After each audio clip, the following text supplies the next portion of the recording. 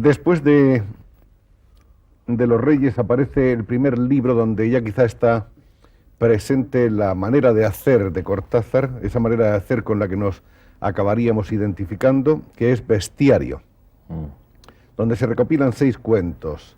Ahí abandona ya la preocupación, digamos, formalista de las obras anteriores, aparece su lenguaje coloquial y más directo, y surgen ahí los elementos fantásticos del absurdo, del humor, todos ellos muy entrelazados. Bueno, esto en realidad te ha traído de vuelta la pregunta anterior, porque tú has hablado de lo fantástico. Y es ahí justamente donde se sitúa la noción que yo tengo de la realidad, y que creo que era lo que tú querías saber anteriormente. Sí, toda esa serie de cuentos de Bestiario son los primeros cuentos en que yo me sentí relativamente seguro de haber dicho lo que quería decir.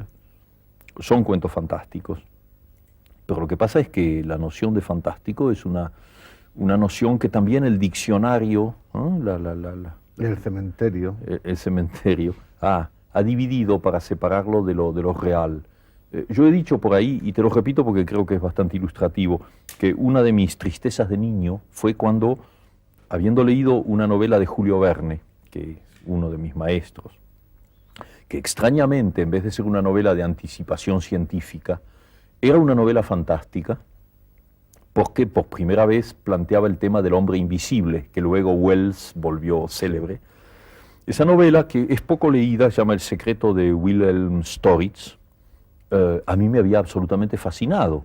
Y entonces la presencia de un hombre invisible a mí me parecía, bueno, perfectamente posible en las circunstancias del libro. Y le di esa novela a un compañero de escuela primaria, debía yo tener 12 años, y era un chico que leía, que le gustaba leer. Yo se lo di, esperando que él se maravillase tanto como yo. Y me lo devolvió 2 días después, desdeñosamente, diciéndome, no, esto es demasiado fantástico. Y ahí apareció la palabrita. Entonces, ese día, sin poder racionalizarlo, en mi ignorancia de niño, yo me di cuenta oscuramente que mi noción de lo fantástico no tenía nada que ver con la noción que podía tener mi madre, mi hermana, mi familia y mis condiscípulos. O sea que descubrí, y era un poco penoso, que yo me movía con naturalidad en el territorio de lo fantástico sin distinguirlo demasiado del territorio real. Claro. Es decir, que sucedieran cosas fantásticas en los libros o que pudieran sucederme a mí en la vida, eran hechos que yo asumía sin protesta y sin escándalo. Y me encontré envuelto ya en un sistema social donde eso sí es un escándalo y se lo reduce inmediatamente de manera racional, diciendo, bueno, es una casualidad, es una coincidencia.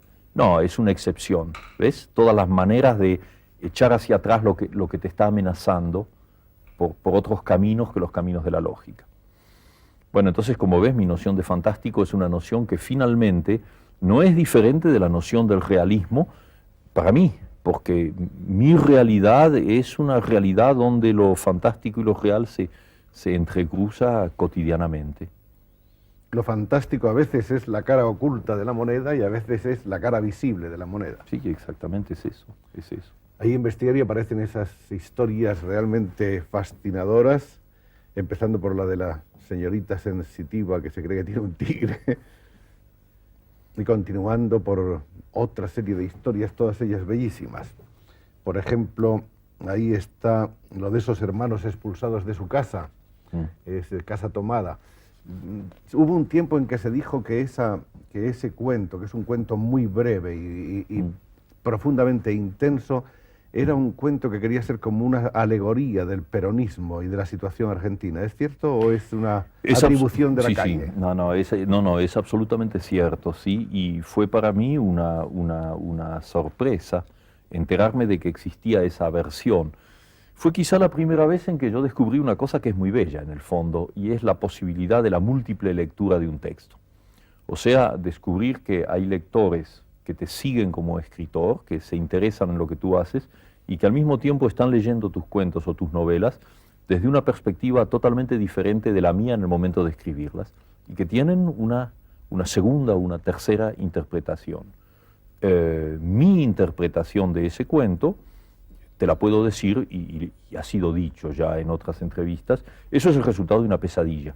Yo soñé ese cuento, solo que no estaban los hermanos, había una sola persona que era yo, y me desplaza, algo que no se podía identificar me desplazaba poco a poco a lo largo de las habitaciones de una casa hasta echarme a la calle. Es decir, que había esa sensación que tienes en las pesadillas, en que es el espanto total, sin que nada se defina, es simplemente el miedo en estado puro. Algo espantoso va a suceder un segundo después, y a veces por suerte te despiertas, casi siempre te despiertas antes de que eso se produzca.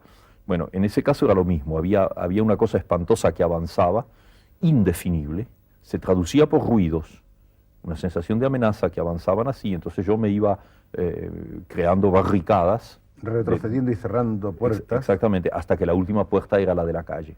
Y en ese momento me desperté, antes de salir a la calle, me desperté.